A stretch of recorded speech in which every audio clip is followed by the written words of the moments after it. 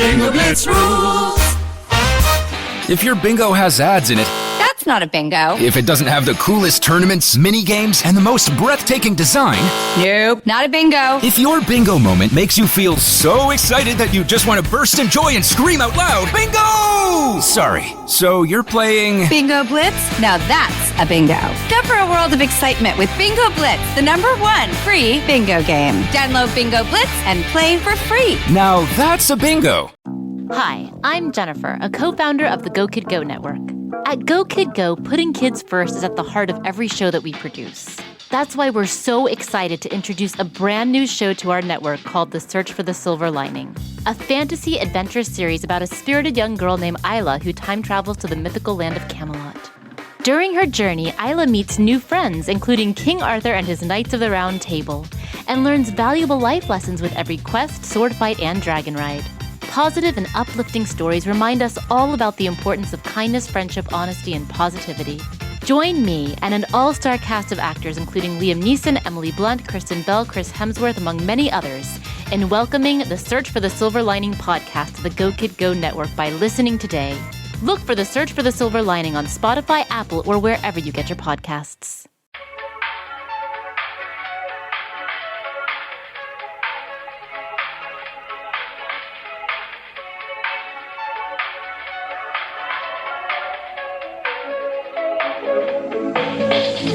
Hello, welcome back to the greatest podcast on fucking earth. One of the greatest. Only tied with the other podcast, Don't Blame Me. Well, I guess you produce a lot of podcasts, so like we can't say it. Well, I can say it. That's fine. Hi, my name's Megan. Who are you? My name's Melissa Diamond Mont. Ooh. Welcome to But Am I Wrong? This is our podcast where we read your email submissions, we talk about our own lives, and we talk about pop culture, celebrity lives, current events, and we decide who is the hero and the villain in these stories. And most often, everyone casts me as the villain because then you get to vote over on our Instagram account, and you will let us know who you think was the hero and the villain in all these situations. That's what this podcast is. Ethical shit talking. Dun, dun, dun, dun, dun. Bum, bum, bum, bum, bum. So what's new with you? I know you're burning. You're What? brimming. No, but you... but like you're brimming. Like, why don't you go first? Okay, sure. So I got engaged this weekend. I don't know why I have to say it like I'm insufferable. Like I just am leaning into it a little too much. But I got engaged this weekend. I'm doing a whole story. I am hoping by now that I've done like the engagement story time on my channel, but I will give kind of like a podcast-y abridged version. But yeah, got engaged this weekend. Melissa helped out with all of this, which I knew you were doing. But I'm also just like really happy for you that I got engaged because you were sitting on 2 bad boy pieces of information, 2 engagements that you were like helping coordinate. Mm-hmm. And you already are working so much and so stressed about that I'm really happy for you that you're done. Yeah. I mean, I did call about 10 nail places to book our appointments, but I was trying to get it close to where the engagement place was going to be. And you're like, that's so random. Where are we going there? But then the morning of, I was like, are we even going to be able to get our nails done? Because someone was 30 minutes late coming to the car. 15. Bam. 22. Okay, it was technically 22 minutes late. It was, which is basically 30 minutes. But yeah, so I was like freaking out a little bit, not because like I didn't want to get engaged at all, but just because like I wanted it to be a surprise, obviously. And like this was like the perfect level of surprise. Because if it was any more of a surprise, I would have not gotten my nails done and I would have worn leggings and very minimal makeup. Because the cover story was that we were taking my future sister and brother-in-law, which is so weird. I mean, it's not that weird to say. Like, it's... I mean, you've been calling the Bambino your nephew the whole time. Always, and that's what we always have. So I was taking... The cover story said I was taking holiday, like, just pictures for them for people to give to the holidays, which I've done, like, I did last year. We did for Halloween. Like, I always take pictures of him. And then it was, we're going to have some pictures of like all of us in there, like pictures of you with him and pictures of Mott's with him. So like we can give that to his parents. And it was a wonderful cover story. But the only reason why that cover story was working is because Mott's thought it out very well. who am I not going to bail on? A 2-year-old who I love more than anything in the entire world. And then how do you get me to wear makeup hanging out with him? Because I never do, or a real outfit. Like, I don't do that. Oh, we're going to take pictures. And I was like, okay, wow, that's a great call. But yeah, so naturally when I was getting ready, because I only figured it out, or I only like had an inkling, like I never figured it out fully, less than like 12 hours before. And so the morning of, I also got my rollers like stuck in my hair. So I was like sweating, like hyperventilating on FaceTime with Sydney, trying to rip my rollers out. And you call and you're like, hey, I'm here. And I was like, okay, just give me 2 seconds. So I'm just like ripping. So like now I kind of have a little more layers in my hair because I ripped out so much hair, but it went smoothly. And we got our nails done. And I think the greatest part of it is that like, people are like, oh my gosh, like that's like such a fresh manicure. Like, how did Melissa convince you? And I was like, no, this is the perks of me being simultaneously like so curious, but also like oblivious as shit that I was like, I texted you the day before being like, hey, do you want to go get your nails done? Like, I need to get my nails done. Do you want to go get your nails done with me next week? And you were like, okay, how about Thursday? And I was like, sure, yeah, that works for me. Like, mine are definitely grown out. Could probably use it before Thursday, but like, I can wait till Thursday. And then you wait like 5 minutes and then you're like, shit, there's no appointments and like I've got work and all of that. I did manage to find a place that can take us tomorrow at 9 a.m. But like, I can cancel if that's too early. Like, you played it really well. And I was like, wow, like not even thinking of it. So I was like, you know, that timing actually, I've got to go take pictures at 11:30. So if we get them done at 9, like, do you think like I could potentially make it? And you're like, yeah, I'll just drop you right off. Yeah. And I was like, okay. Which I felt like that I pushed it a little too far with that because. You didn't because, it made it kind of click for me later on, but not because of that, because when I was going to go take pictures, we live really close to Matz's brother. And when they asked to take pictures, they were like, we'll just pick you up. And like, because we're on the way and I hate driving and they all know how much I constantly, I will like walk over to like their house and like hang out with my nephew and I will be like, will you drive me home? Like, I'm like, I don't like going, I hate driving at night, especially, I mean, that wasn't during night. So it didn't like when he had suggested like, he'll pick me up or pick us up. And then Mott's like on our group thread was like, actually, I'm golfing. I'll just meet you there. He was like, okay, well, I'll still pick you up. And I was like, oh, great. That's so convenient. Thank you. And then like, similarly, when you were like, I'll just like drop you off. And I was like, oh, I love that everybody knows me and like knows I don't want to drive. And then when I was laying in bed the night before, or I think it was the next morning, I was like working it out where I was like, here's the thing. Like, it like could just as equally be like, oh, no one wants you to have your car because like, you're getting engaged and like this is going to be a whole surprise. But also I'm like, they also all know I just like really fucking hate like driving and parking in LA when I'm in a time crunch. So that like did not push it. The thing that gave me the indication, which like if you didn't say this, I would have come to the same conclusion 3 hours later and I would have been like way more stressed, was that you were like, and we always do this. Where it was like, if we're going somewhere, you will be like, I'm going to wear a real outfit or I'm not going to wear a real outfit. I've done that with like Sydney and Jerry since we were like in middle school. Like I always coordinate with like, what are we wearing with people? And you were like, I've got stuff to do after. So like, I'm going to wear like a cute outfit. And I was like, ugh, I guess I also have to wear a cute outfit because I'm taking pictures afterwards. And I like am looking off to the side because we're on FaceTime. And then I turned back and I was like, or because I'm getting engaged tomorrow, and your face unaffected. You're like, no, I just have to wear an outfit tomorrow. And then I hung up and I was like, okay, am I not? So it was the perfect amount of knowing without, like if I had known that, and I mean, hey, full circle, because we talked about this before when I kind of spoiled the original, or Mott's fucking spoiled the original date he was going to do that.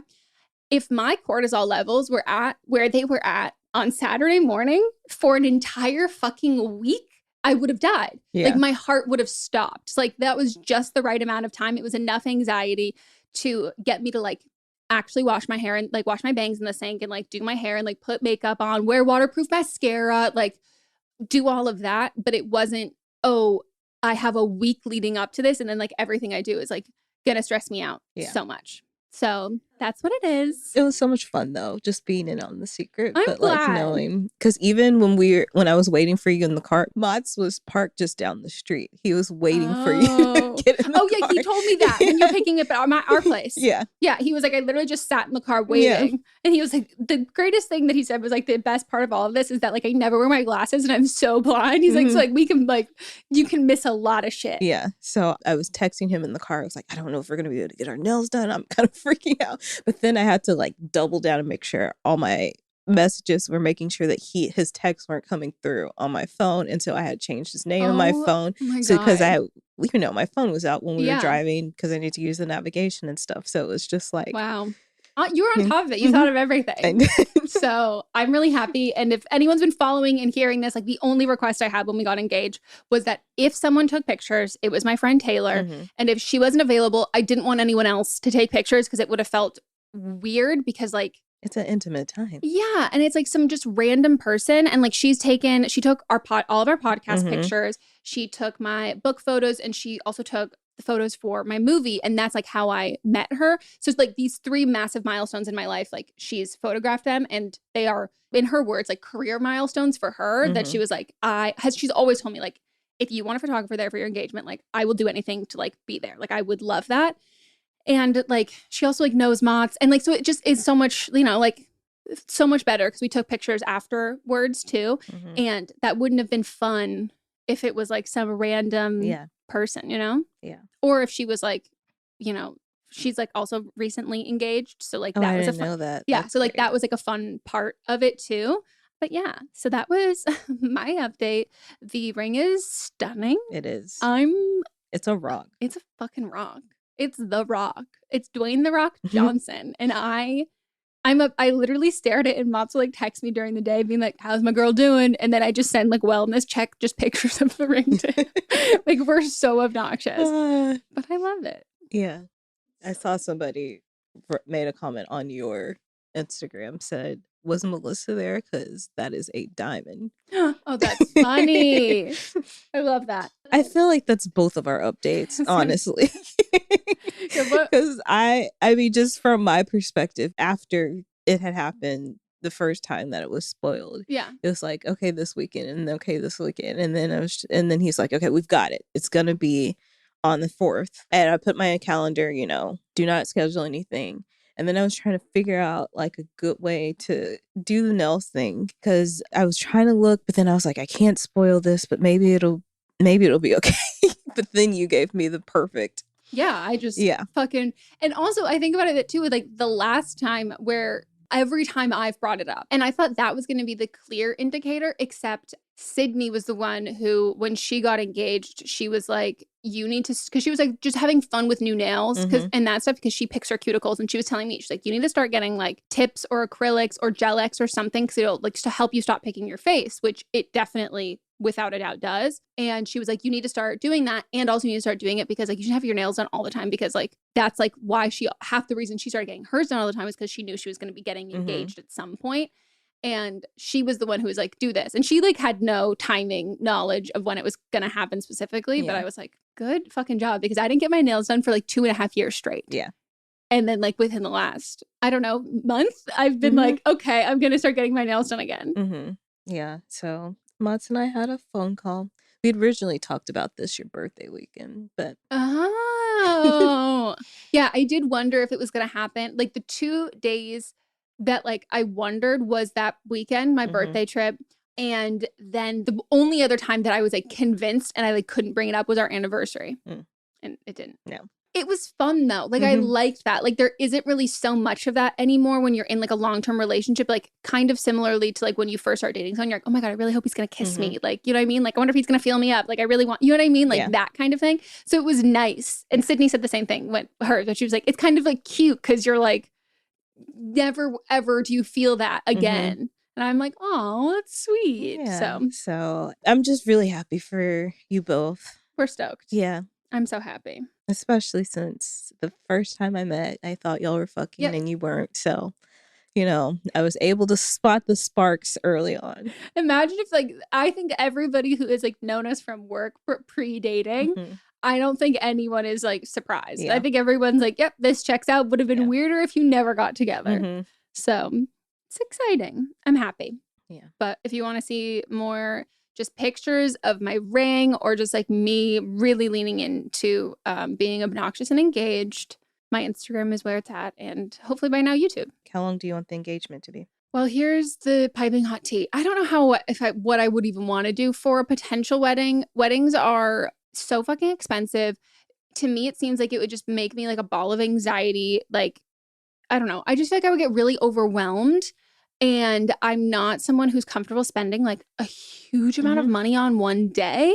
I also don't really want to spend like, I don't know, half as much. If it's like, let's say I'm not spending $100,000 on a wedding, we're spending $50,000. And you're also trying to buy a house. That's too. what I mean. So it's like, so we have to figure, so we want to get a house first without a doubt. And then I also have to get surgery. I have to figure out how much insurance is going to cover of that.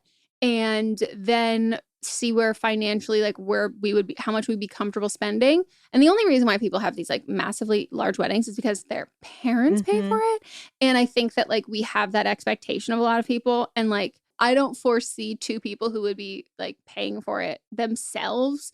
I just don't see us doing something really big unless like insurance covers my entire surgery and we get a house that like is decently under budget. But I've always wanted kind of like a longer engagement. I don't want to think about it. Like, yeah. Just remember, I am ordained, so we could do it anytime. I know that. I know that is. You just know that is in my mind. But the amount of wedding planners have like already messaged me, and I love the idea of a wedding. Like I love attention. Like I love pretty things. I love an aesthetic. But everyone I know who has done it has said that like it's so stressful. And I just don't want to have that on. I don't even want to think about that until all of my other financial decisions are makes sense. done. And that is smart. It's very smart. Yeah, because it's a lot of money to spend on one fucking day. And then when you put wedding in front of anything, the price just goes up exponentially. Also, I've been to so many fucking weddings. Like I think that I have a different perspective on it than a lot of people who like get engaged and have only been to like one or two weddings or haven't really been to a lot. Like I've been to a lot of nice weddings. I've been to a lot of shitty weddings and none of them were worth the amount of money they cost. Yeah.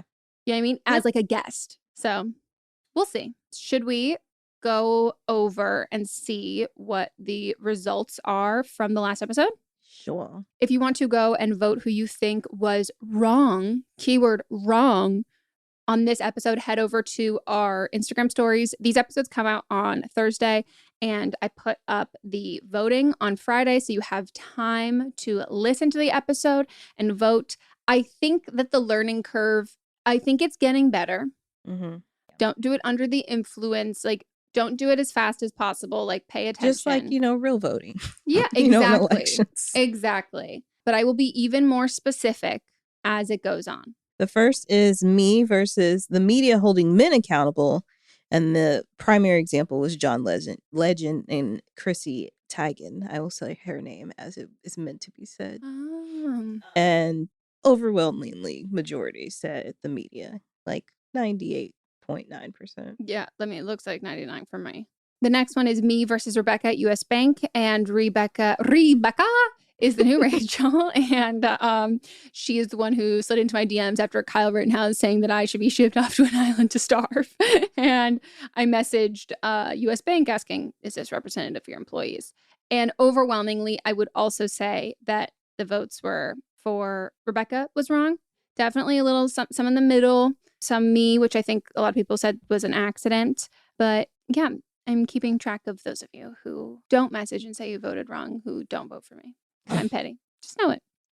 All right. The next one was writer number 1 versus the mom who wanted access to the writer's college information.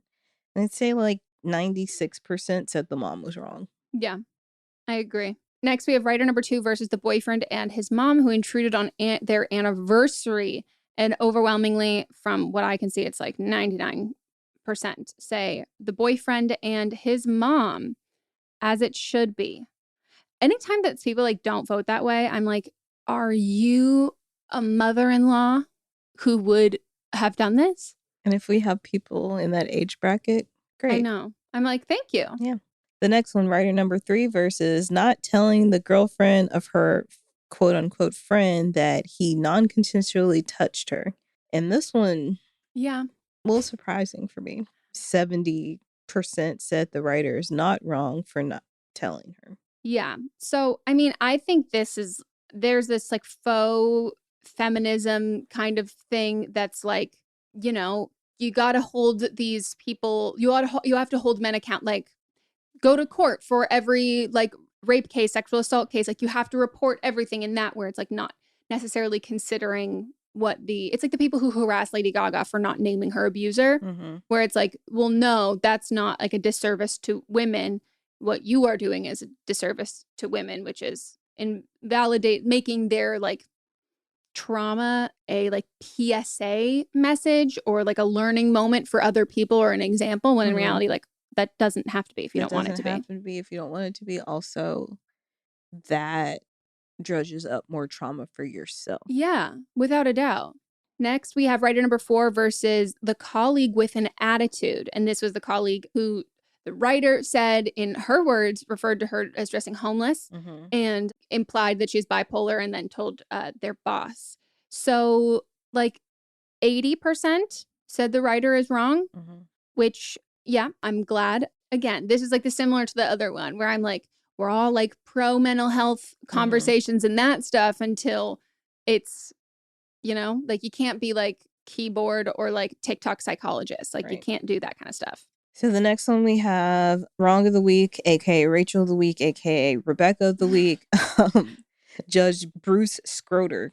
What a name. Scrotum. The judge that was in the Kyle Rittenhouse trial versus the judicial system, who's wrong. Like 99% said the judge. He is a piece of shit and terrible at his job. That's what you put. Yep. And wasn't there, you pointed out somebody, did they say they made a mistake? Oh, no, so don't worry. So the 2 options I gave here, which is I think I'm going to have to start doing for every single one. It was either the judge, he's a piece of shit and is terrible at his job, or the judge isn't wrong. I love the judge and Kyle Rittenhouse, and I'm a raging racist Republican. And so someone voted that. And a couple people did. I think someone else like mentioned like, oh, holy shit, like I'm so sorry, like my finger slipped. And then another girl, she voted that, and her bio was a little like, And then I went and, first name, last name, saw the Facebook, and I don't know if we've discovered Rebecca. You mean Rachel? Rachel, yes. Words weren't really her strong suit, which Rachel's words are not. I would not say like linguistics is her forte.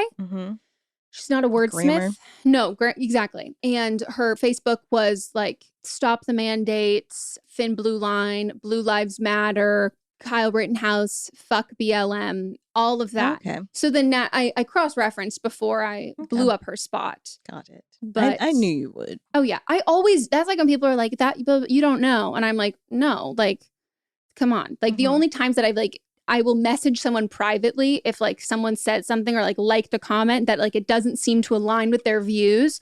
And I'll be like, can I double checking to see, again, if you have like blue hair and a nose ring and I can like dig on one of your social medias like really quickly, like if it's not hard for me to see that you are not a raging Republican, like then I assume it was a mistake. And then finally, the other wrong of the week, Rachel of the week, Dave Portnoy versus human decency.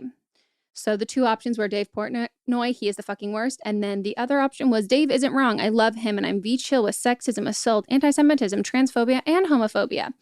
Overwhelming, Dave Portnoy is in the wrong. But yeah, I guess we have some Barstool girlies who don't fully think that, because I'm pretty sure we've got at least one that fully voted for him not being wrong. I don't totally remember if they had said that it was an accident, but a couple people in the halfway point. And yeah, Barstool has like a chokehold on women with intense internalized misogyny who think that they're supporting women, you know? It's hard. Internalized misogyny, like it's an unavoidable thing that you have to unlearn at some point in your life. Like it's just, you fucking have to. Yeah. Just like racism. Like that's what the patriarchy and, white supremacy is. You can't fucking avoid it. So that is the voting. If you want to go vote for this episode, again, head on over to the Instagram. It'll be there tomorrow if you're listening to this on Thursday. And it's only up for 24 hours. So Please do it. And really pay attention. Pay attention and listen to the episode first. Yes. Well, should we get into But Are We Wrong? First up, we're going to discuss the things that have happened in our lives since the last time we recorded, and if we were right or wrong. And I am going to talk about engagements. So this is something that actually came up in the summer first and then has come up again, which is the controversy and like the different sides of, trying on rings before you get engaged.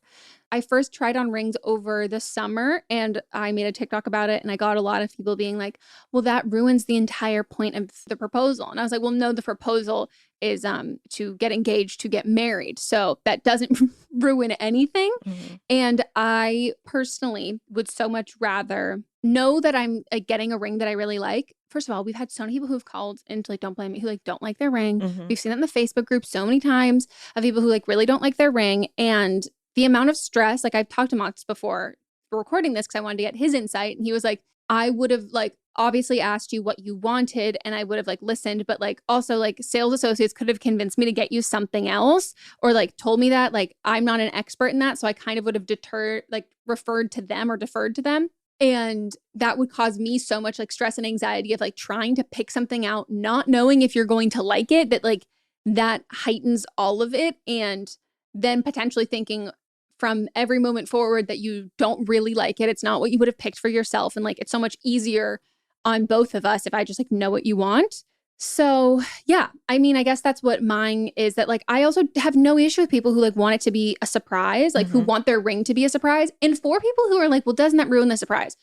Not to get into like all the intricacies of this, but like you can't, like I never tried on my ring like at all. Like they don't have these size, they don't have like everyone's ring size there, and every ring I tried on was in silver. I only tried on a couple of bands in gold. I didn't try on the size band that I wanted in gold, like the thinness of the band. And the same thing with like the diamonds, like the ones that I tried on, everything was like way smaller because they don't have rings with this like carat size in store when we were there. And so the only time I had like a sense of it was one that was also smaller than this, like that's in like a clasp that's like not a real ring, that's like a fake ring. And so you're just like holding it up to kind of look what it is.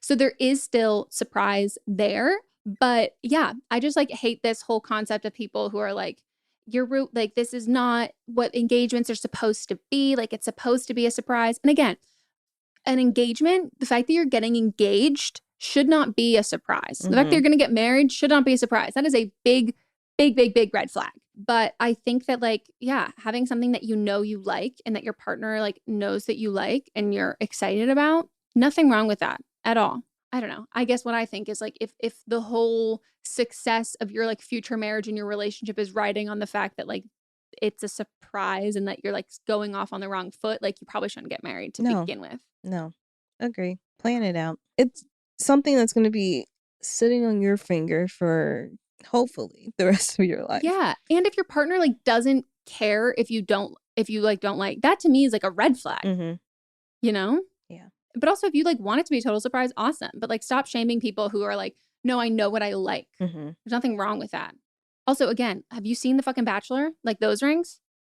Come on. This is what happens. And like they're still given guidance.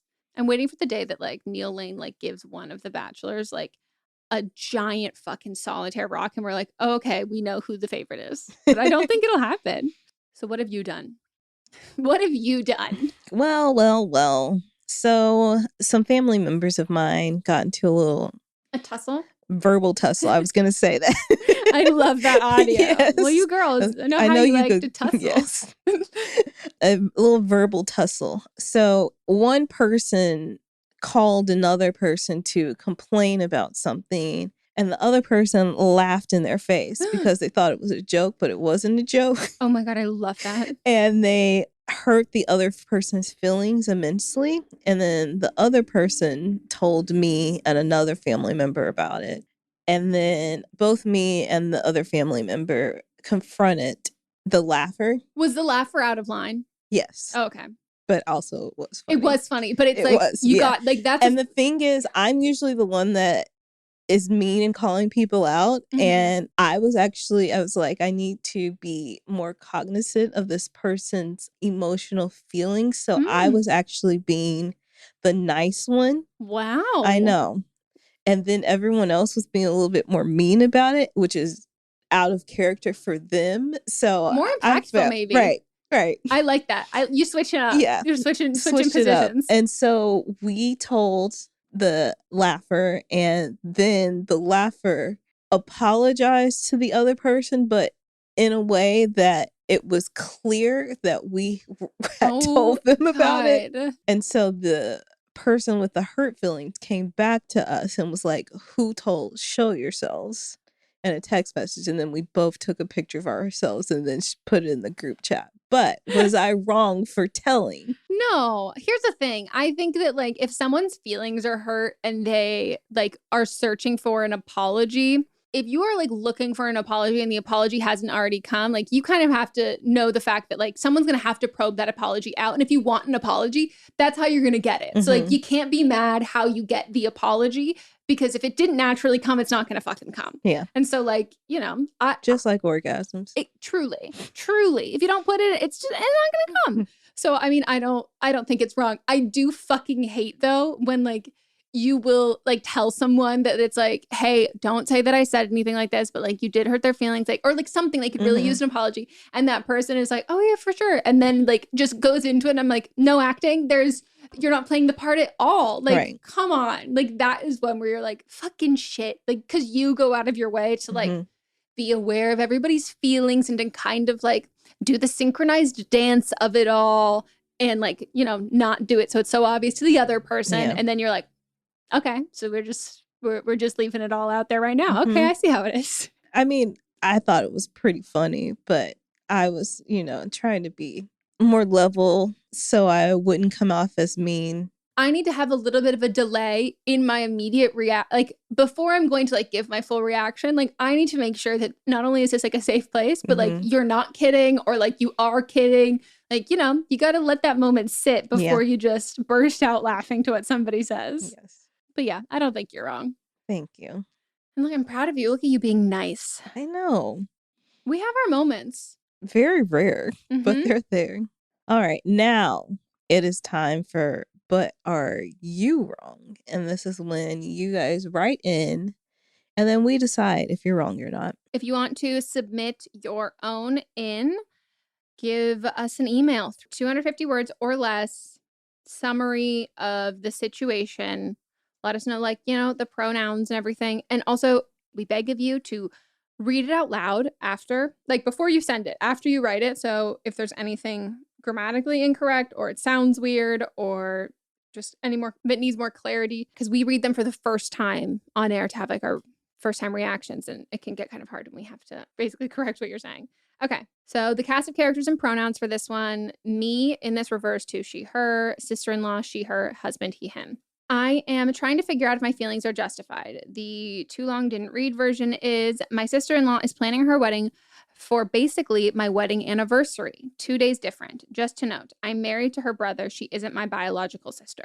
My sister-in-law is not engaged. She decided a few months ago that she was getting married and barreled ahead without her partner's input. Oh my God. Shut the fuck up. She even went and tried on $15,000 engagement rings and sent pictures to her partners multiple times. She went alone or with her friends to do this. My sister-in-law has strong middle child syndrome. I find her behavior irritating and her family enables her. That was fine until last week when she suddenly changed her original wedding date to be 3 months later on basically my wedding anniversary. She was a bridesmaid in my wedding and she made everything about her, so I have a lot of buried resentment. She's also ring shamed me, which really hurt my feelings. I never told my husband about it. She ruined the shower my mother-in-law threw for my husband's side of the family, acted like a spoiled brat at my bachelorette, and bought her bridesmaid's dress 2 sizes too small on purpose and told me it didn't fit the week before the wedding. Coupled with some other things that always seem to happen at the same time as our wedding stuff, my husband has since admitted that he felt like we were often afterthoughts. He is the youngest and is upset that he can never just have something. It always has to be overtaken by someone else, usually his sister. Am I justified in being furious about her choice in wedding date, or am I letting everything that has happened in the past cloud my judgment? Does having the same wedding anniversary matter, or am I overreacting? My husband has admitted that the date upsets him, but he's a peacemaker and would never say anything. The fact that my quiet, mild-mannered husband feelings were/are hurt by his family puts me into full-on rage mode. Think golden retriever, husband, and rabid coyote wife. LOL. I'm trying to figure out what to do with these feelings. I can't talk to my husband about it too much because I don't want to shit talk his family to him. I'm a sensitive Virgo, so please tell me the truth, but in a nice way. Thanks in advance. And I obviously love the pod. The Facebook group has given me some amazing advice. And I'm so grateful for the safe and supportive community y'all have built for us. So kind. Okay, so I'm deducing that her wedding was last year. Because I think that if you're pissed that you're going to share like basically the same wedding anniversary, I don't know. Wait, you mean who? The writer. Oh, the writer. Yeah. So like yes. if it's like you got married last year.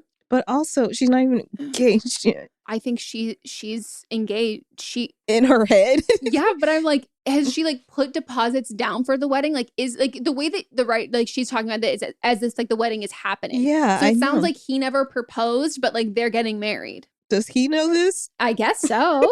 But like Does he agree? I know. Is he gonna be there? Right. Is he gonna show up? She sent pictures, but he hasn't got her ring. She's planning this wedding that she doesn't even know if it's actually gonna even happen. Yeah, it's like window shopping. Yeah. But she's actually filling her putting cart down up. Yeah. Money. save I the guess. dates. Yeah. So I mean, I think this is like super hypothetical. I think also her pushing it 3 months later totally could be like intentional, but also could maybe be because like she's actually not even engaged yet. So like the date might keep pushing.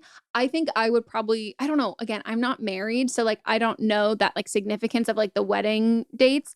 I would get if it was last year and like you still have like all of those like those feelings. But I think if it was like 5 years ago, I don't know. Maybe I don't know much about like, I'm not good with dates in general, but I would assume it would be less of like a haha, fuck you. But I think if you got married last year and I think then she's purposely doing it this date, like 2 days before for that reason. You know what I mean? I'm like, there's 365 days in a year and she has all those days to for pick her from. imaginary wedding. 364 other days to pick from.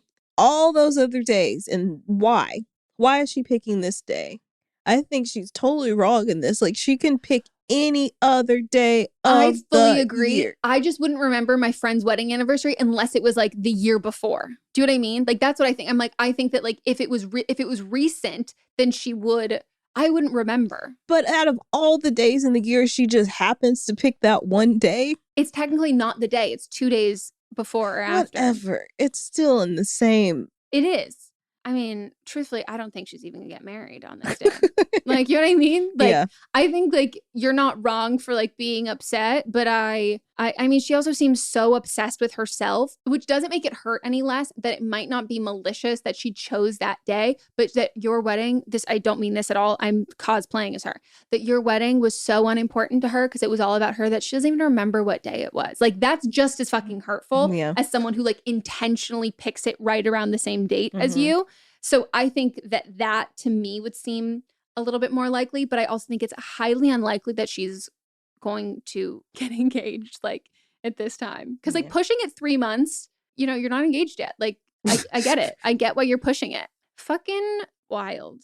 I can't believe you had to make her. I mean, it doesn't seem like you wanted to make her a bridesmaid, but like that sucks. Well, the next one that I picked is also wedding related. Hi, ladies. So one of my best friends got engaged in May 2019. I am close with her and her husband, so I helped him plan the engagement party. They ended up being a couple that had to change their plans due to COVID. They were originally set to get married in June 2020, but decided to push the big ceremony and reception, about 200 people, back until May 2021. However, they still got officially married in June 2020 at their church with the reception at her parents' house, about 100 people invited. Needless to say, we had 2 weddings to attend for them, both out of state. A few weeks before their second wedding, her husband reached out to see if I would be available on the anniversary of their engagement. He wanted to reenact the engagement and have friends there to stand in for her family. I told him I was busy and couldn't come, knowing full well I wasn't. I couldn't see the point in this and didn't think it's a big deal if I sat out. At this point, they were already married for almost a year and I had already helped to plan the actual engagement. But I was wrong. The next day, my friend texted our group chat thanking those of you that could make it and telling them how grateful she was for their friendship. It was clear that she was pissed that I didn't go. So much so that my other friend in the chat called me to ask if I was okay. I was there for and helped plan their first engagement. I attended the first wedding and was in the second official wedding. Am I wrong for not going to the reenactment of their engagement? What is this? The Civil War? Why are you reenacting your engagement? This is so much. In front of other people. I'm sorry. That is like the stupidest thing I've literally ever fucking heard. Like, these are two people who are already married. These people have already attended the wedding and now you're gathering around for him to get down on one knee and pretend to propose again. I'm just picturing all their faces just like that, like cringy smile, clapping like, haha, what the fuck are we doing here? Why? And in front of all these other people. That's not even like a vow renew. You know what I mean? Just call it an anniversary party. And then the reenactment part is what gets me. I'm sorry. You have to tell me there was at least a ring upgrade. If he just like if she took off her existing ring and then did she take off her wedding band? Like, did she just put on like, what? This is weird. It's so fucking weird. Also, they said you were standing, quote unquote, in place of family. So he would have done, like, none of this makes sense. None. As a podcast network, our first priority has always been audio and the stories we're able to share with you. But at Realm, we also sell some pretty cool merch, and organizing that was made both possible and easy with Shopify. When you think about successful businesses like Aloe or Allbirds or Skims, an often overlooked secret is the business behind the business that makes selling and, for shoppers, buying simple. For millions of businesses, that business is Shopify. That's because nobody does selling better than Shopify. It's the home of the #1 checkout on the planet. And the not-so-secret secret that's definitely worth talking about is that Shop Pay boosts conversions up to 50%. That's more happy customers and way more sales going.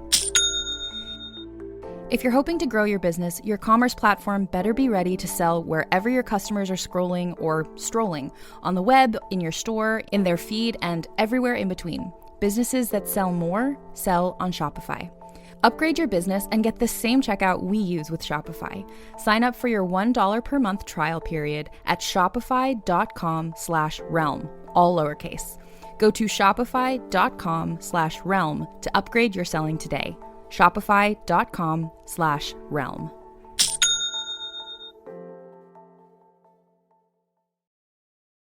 Absolutely none. And like, if someone's going to do this, like if someone reached out to me and said that they were like going to do this, I would be like, I'm sorry, you have to explain to me what the fuck this is, because like, this sounds so stupid. No, I'm not going to go. Like, that's like secondhand embarrassment, cringe. But like, if you need me to be there and you need this to be important, like you need to sell it to me, because this is stupid as fuck. Yeah. What is this? I don't think they even know what this is. No. Like, are there pictures? Is everyone actors? Like, what you should have hired actors. Yes. Like, what was the reactions? Like, how do you respond to? I can't. That's like, and then imagine like other people are around who like aren't in this group and who see it and are like, oh my God, congratulations. Actually, no, we've already been married for a year. And it's like, what? Like, at least do this at a restaurant or like at a hotel and like try and get a room upgrade. But why? That's what I mean. Like, what's the, like, at least that, it's like a financial bonus. Like, you want to get like a free dessert. You want to get some free spring rolls. You want to get like a bump up to a suite. But like, here? What? This is so dumb. This gotta be one of the dumbest things I've ever heard in my life. As somebody who got engaged this weekend, I agree. This is the stupidest thing I've ever fucking heard. Okay, we're going to take a quick break. We're going to digest that, and we'll be back.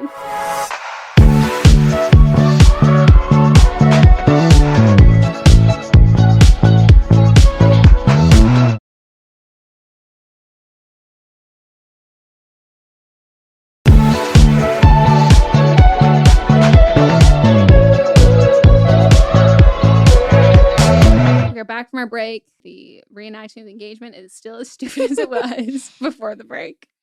Okay. This one, I have so many thoughts, but I like also have, I'm just not even gonna say anything.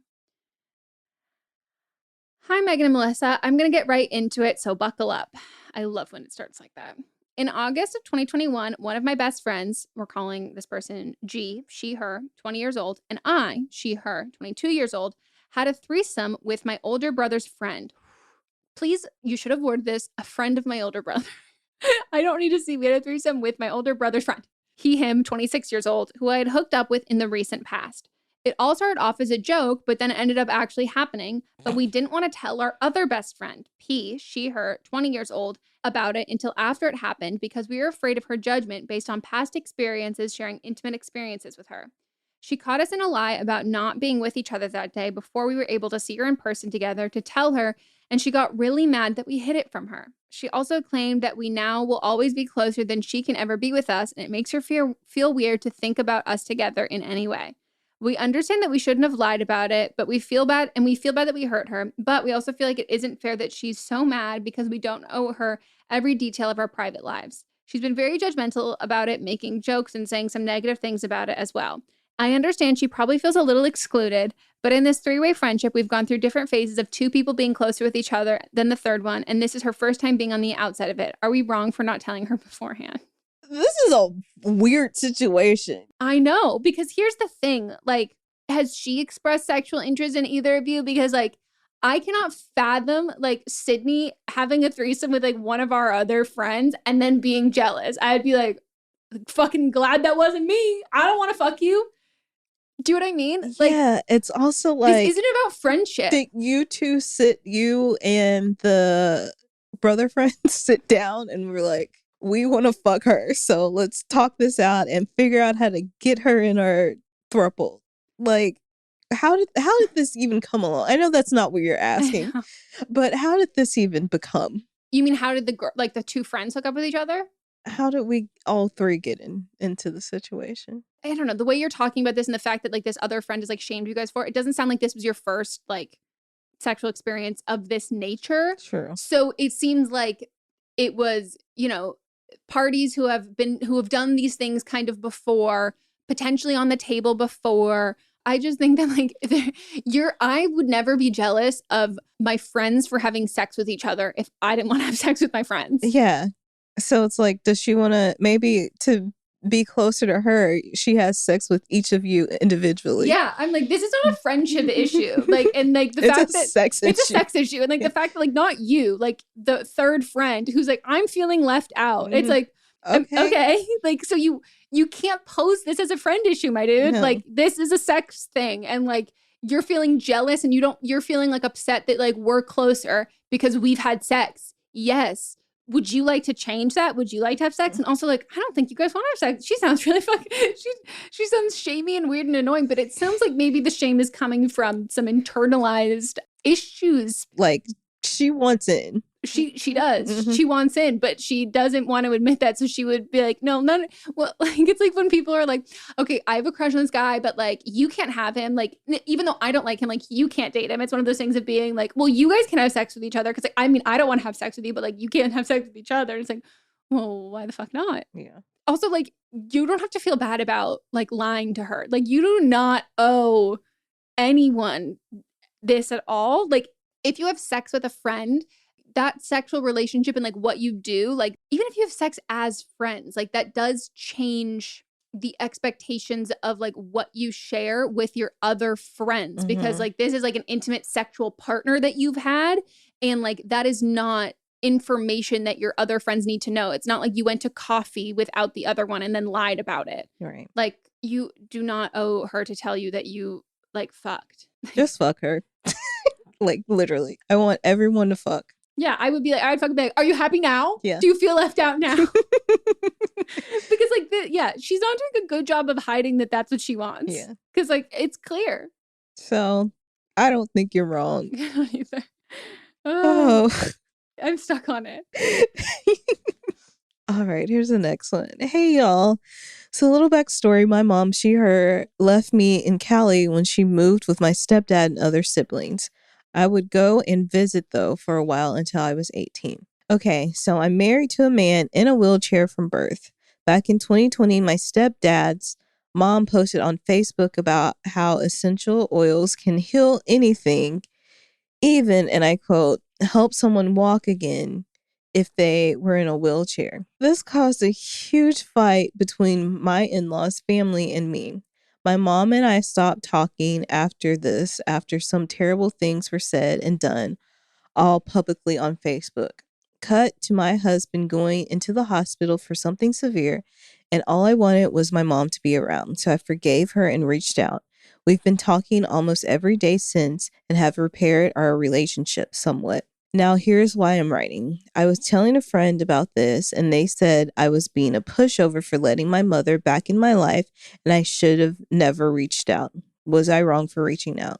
I mean, my instinct is no, but it's also like, I think the only time where I would be like, no, that was wrong is if there wasn't like a conversation, like if your husband was not on board and like that was incredibly hurtful to him while he was in the hospital for something do you know what I mean? Mm-hmm. Like, yeah. But I think that like if it was something that like he wanted as well and like was okay with, and that was a conversation, because like you don't forget that shit. Yeah, you know? you don't forget it, but yeah, if he was fine with it, and especially if you're going through something and you needed the support, and your mom was who you wanted to support you, and you needed her to be there for you, then no, I don't think that's being a pushover when you're going through something traumatic. And especially as it relates to the same thing that the issue stemmed from, like I would. With something like 5 million podcasts, finding a really good one can take a ton of time. So let me recommend one. It's called Something You Should Know. I'm the host, Mike Carruthers, and in each episode, we discuss topics that can be really helpful, like how to read people better, the psychology of crowds, or fun things like the story of Legos, or why you probably wouldn't be here if it weren't for horses. Something You Should Know is the name of it, wherever you get your podcasts. Think that like if you reached out and her reaction was similar to like the comments that she posted on your stepmom's or your stepdad's mom's Facebook post, you guys wouldn't be talking now. Right. You know, like that's right. Like if she had came to the hospital and was like, here's some essential oils, he'll be fine. Yeah. Yeah. Like, no, definitely not. But if she was what you needed at that time and she provided what you needed, then I don't think you were wrong. And I think your friend was wrong for saying that. Yeah. If your husband is like was very okay with it and cool with it, and there was like communication between the two of you, either pre or post, and like since all of that, then he's the one who was like truly hurt. You can be hurt by proxy by like what she said, like on behalf of your husband, but he's the one who was like actually really hurt in these things. And if he was okay with it, then your friend has no say in it. And also, like, not to like cut your mom more slack, but it was your stepdad's mom who posted the Facebook status, and it seemed like your mom engaged in similar rhetoric. But yeah, I don't think you were wrong. Well, that is it for the But Are You Wrong segment. So again, if you want to send us your own, send us an email on butamiwrongpod@gmail.com. Let us know, and we will tell you if you're the hero or the villain. All right. So now it is time for our Rachel of the Week, Wrong of the Week. But are they wrong? But are they wrong? Where we pick something that's happening in pop culture or in the news, anything that we decide that we think is an issue right now. Mm-hmm. Is yours like serious? Yeah. Okay. Mine is so fucking frivolous. Okay. So I'm glad that we're starting with yours and ending with mine. Mine is serious, and I know I've been talking politics for the last couple weeks for this segment, but it's the Democratic Party. Controversial. Is it? Well, no, I guess it's not. Yeah, I guess depends on people. Yeah. First of all, I am just tired. I'm tired of politics as it is. But unfortunately, that's the way that politics work. We're going to start with the abortion thing that's up. I already talked about how term limits need to be a thing. But they tweeted out, like the Democratic Party, whatever, the Twitter page tweeted out, vote. We voted. Democrats run the House and Senate. We have a Democratic president. What are we supposed to vote on? Yep. Controversial statement. Ruth Bader Ginsburg should have stepped down. Yeah. We've talked about this offline before this. Yeah. happened. She should have stepped down. I mean, Hillary Clinton she's right about so many things. It aggravates me so much. And then we've got our president who he was not our first choice or second choice. No way. But like he's doubling down on like Trump's immigration policies. Yeah. And I'm just tired and angry. I'm like, get rid of the fucking filibuster. There's just so many things that I think that we should be focused on. And we're going to lose seats when the next election comes up. We probably won't control one of the houses. And I'm just like, or the House or the Senate. And I'm just like, can y'all get the shit together? Like, yeah, can you please get your shit together? And like fix it from the inside out, because like that is the problem, that like we have the Democratic Party is it's not cohesive, and it's not really liberal Yeah. at all.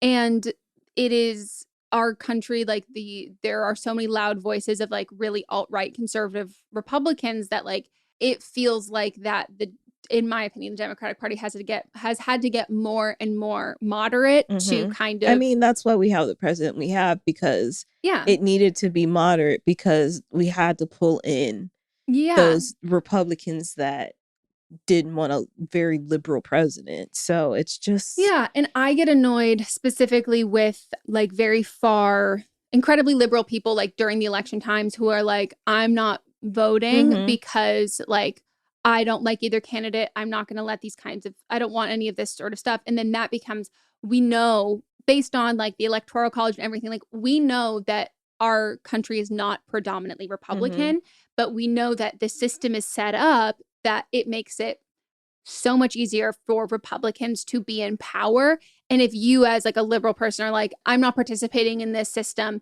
as if that is going to make the system crumble and not just uphold it continually for like what it is. But yeah, it is really, really frustrating. And also it's frustrating because it's not surprising that like, yeah, we have an old white dude in the White House with a Democratic Party that is predominantly made up of older white dudes who had to appease conservatives and are just playing the role of a president. And like, stop. Truly, I think until we have a liberal woman at the helm who didn't come from a moderate background and any of that, like I think that until we have like a person whose origins and political beliefs align more with an AOC, and specifically also not a white woman, I don't think that we're going to see any of that change happening within, because like it's the same thing with like, to compare it to the patriarchy, we have an old white men going into the patriarchy saying, we're going to dismantle it from the inside out. When I'm like, but that's a system that benefits you. You don't have to make it work for you because it already works for you. But if non-white woman is doing that, the system wasn't built for her. And so you have to change the system from the inside out, because outside of that system in your everyday life doesn't benefit you. Inside, when you're at the very top, still wasn't built for you, still doesn't benefit you. And yeah, it's frustrating. It's so frustrating. I'm just tired. Yeah. And I also think with like the Ruth Bader Ginsburg, I mean, we've talked about it, but like, I think that there's something that's like, and this is not a critique of women, which it is just like the nature again of the patriarchy, that like we have so few women in power that when someone we can't look at their flaws in a way that we feel comfortable doing because it's tearing down the single woman that is really like, there. Even like Katie Couric, did you hear about this? Where she took, I don't even specifically remember what it was, but she took something out of her interview with Ruth Bader Ginsburg because she didn't want to show her in a negative light. Exactly. And like that becomes really hard because yes, I totally get it. Like, and I think like specifically with like women publicly, unless they're like racist, raging, horrible, all these things, like I think it's much better to call women in than like to publicly shame women for like making like a fixable mistake, because yes, it does give ammo to people to be like, fuck women.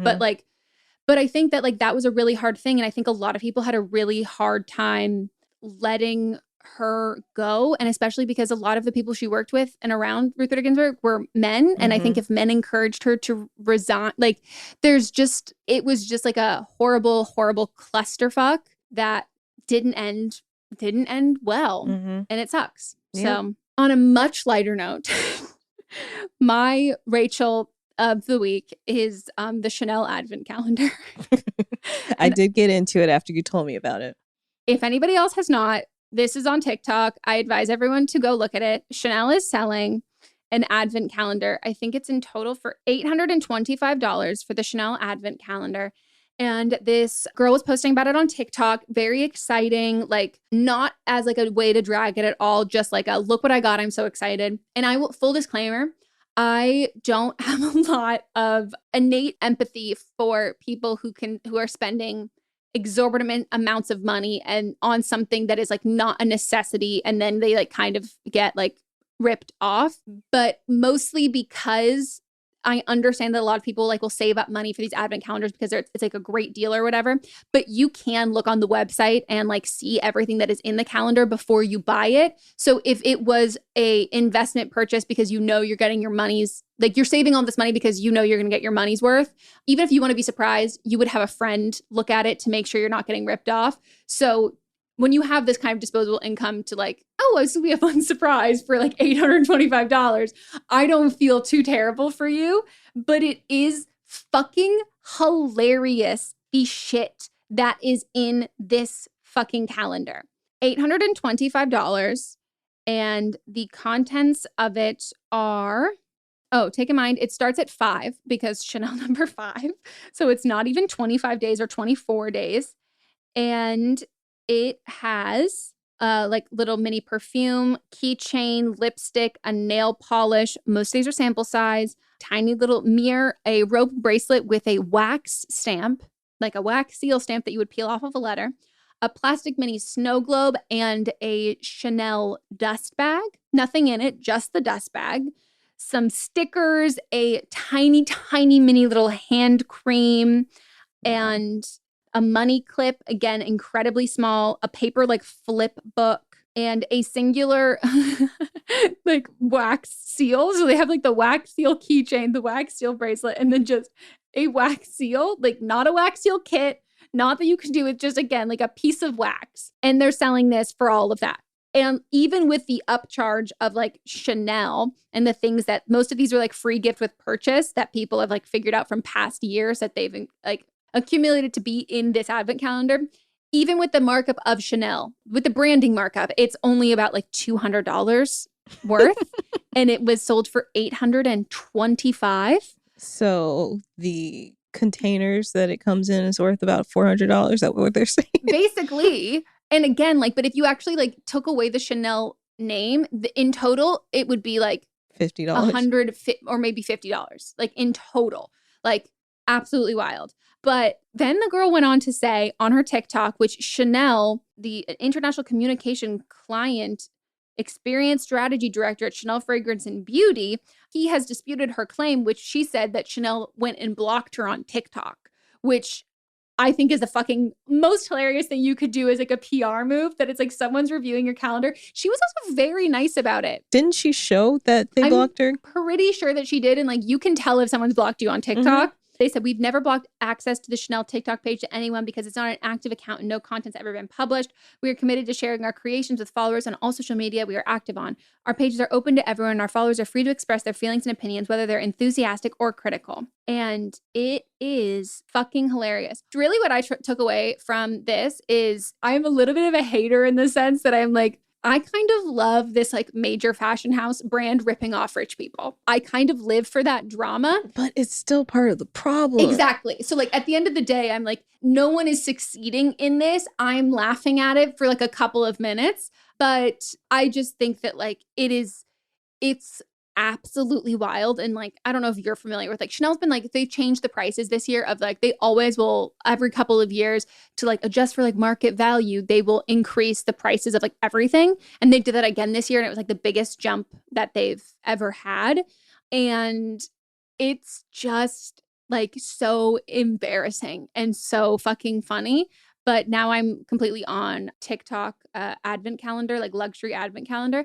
And if anything, this just makes me like want to get like a really fancy one. Like the Dior one, like looks so pretty. And I'm like, this is like so fun. Like I want one, but I could never spend that much money. I just want them with chocolates in them. That's all I want. Get one. I mean, I can. Yeah. I'm just saying, I don't care about I can't have the chocolate. Oh, yeah, that's right. So you can't have chocolate. When I found out that there's like an advent calendar that I could enjoy, I was like, wait, because I've only ever seen chocolates and alcohol, and I like don't drink and I can't eat the chocolate. And so I'm like, this is like real exciting for me. Like I would love to get like a little like makeup-y one. Like that's fun. But it is wild. Like I think the Dior one is only like $400 or maybe $500. Like the Chanel one is so much more expensive than these other ones. And has shitty stuff in it. It's shitty. The flip book was probably one of my favorites. Well, that is my Rachel of the week. Chanel specifically. And I'm loving it. So if anyone has any other like advent calendar drama, like please send me on any of those like rabbit holes I can get into, like the TikTok ones. Like I love it. Well, that's it for our episode, right? Mm-hmm. That is it for our episode. We hope you all enjoyed. If you would like to vote again, head on over to the Instagram by.megan.and.melisa. Also, if anyone has any suggestions for like what we should change our username to, let us know. It was definitely not our first choice. Or second or third or fourth or fifth. I think it was our 27th choice. We were tired. And then we were like, we'll change this later. And then it's been months. It has been months. So yeah, let us know. And go comment. What should they comment on the last picture that we posted? Post who would you want at your reenactment? Yes. For your engagement. Who would you want? Could be celebrity. That would be funny. Yeah. I love that. Mons and I played this game all the time before we got engaged. That if you could like make your celebrity bachelorette party, like who would you invite?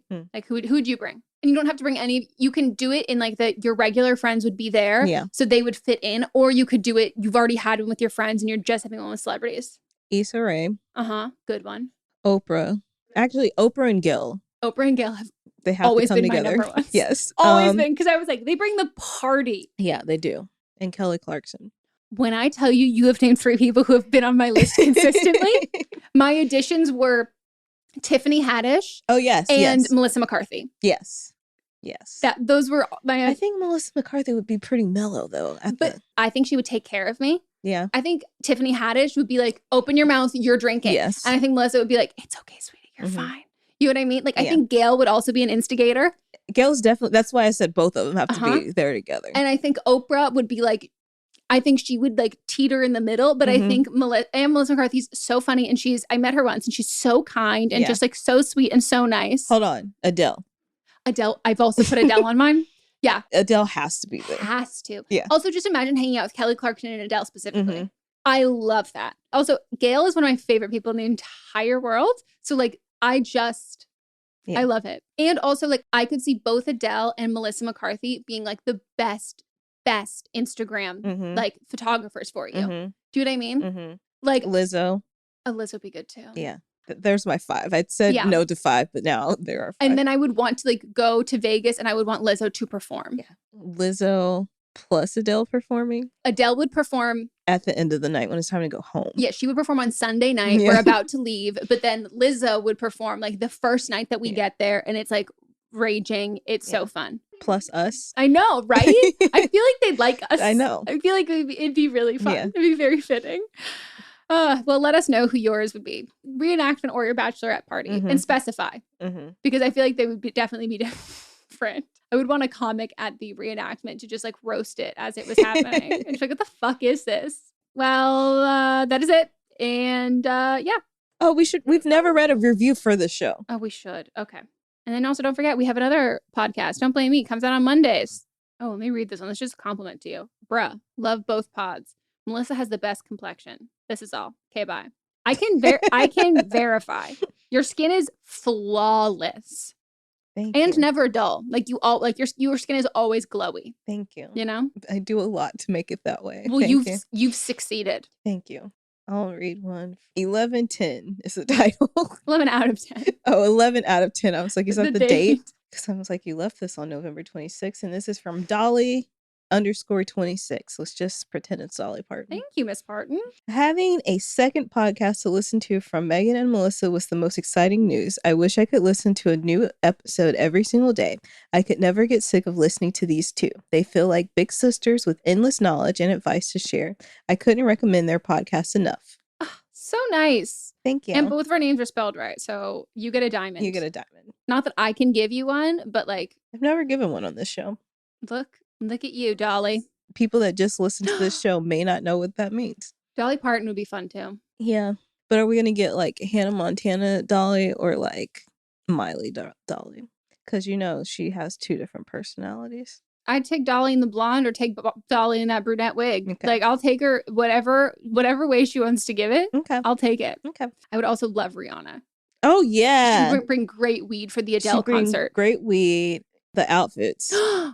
I would be like, you have to dress me. Mm-hmm. You have to help me pick out. Oh, no, she would get the best Instagram pictures. And her friend, her best friend that's always with her, too. That's her assistant as well. I think about that with Lizzo's friends, too. I'm like, your friends seem fun. You can bring them along, too. This is getting really big, bachelorette party. More friends than we actually have. It's like, oh, so sorry. My 3 friends, they can come too. But yeah, it's mostly celebrities I've never met. Okay, well, that is it. We will circle back and we will see you next time. Bye. Goodbye.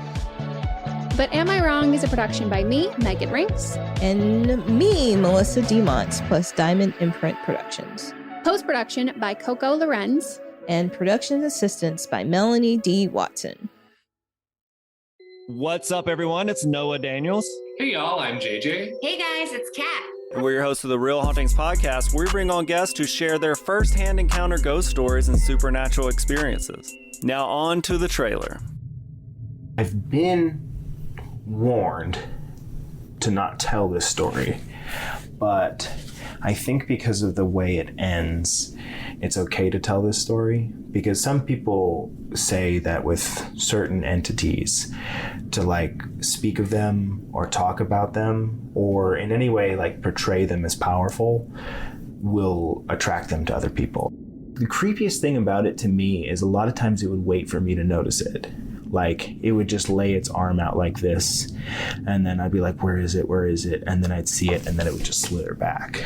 For more information on the Real Hauntings, Real Ghost Stories podcast, make sure you check out real.fm to learn more about our podcast and many other amazing podcasts. Do you love Disney? Do you love top 10 lists? Then you are going to love our hit podcast, Disney Countdown. I'm Megan, the Magical Millennial. And I'm the Dapper Danielle. On every episode of our fun and family-friendly show, we count down our top 10 lists of all things Disney. The parks, the movies, the music, the food, the lore. There is nothing we don't cover on our show. We are famous for rabbit holes, Disney-themed games, and fun facts you didn't know you needed. I had Danielle and Megan record some answers to seemingly meaningless questions. I asked Danielle what insect song is typically higher pitched in hotter temperatures and lower pitched in cooler temperatures. You got this. No, I didn't. Don't believe that. About a wish coming true? Well, I didn't either. Of course, I'm just a cicada. I'm crying. I'm so sorry. You win that one. So if you're looking for a healthy dose of Disney magic, check out Disney Countdown wherever you get your podcasts. Hi, this is Rob Benedict. And I am Richard Spate. We were both on a little show you might know called Supernatural. It had a pretty good run, 15 seasons, 327 episodes. And though we have seen, of course, every episode many times, we figured, hey, now that we're wrapped, let's watch it all again. And we can't do that alone. So we're inviting the cast and crew that made the show along for the ride. We've got writers, producers, composers, directors, and we'll of course have some actors on as well, including some certain guys that played some certain pretty iconic brothers. It was kind of a little bit of a left field choice in the best way possible. The note from Kripke was, he's great, we love him, but we're looking for like a really intelligent Duchovny type. With 15 seasons to explore, it's going to be the road trip of several lifetimes. So please join us and subscribe to Supernatural Then and Now.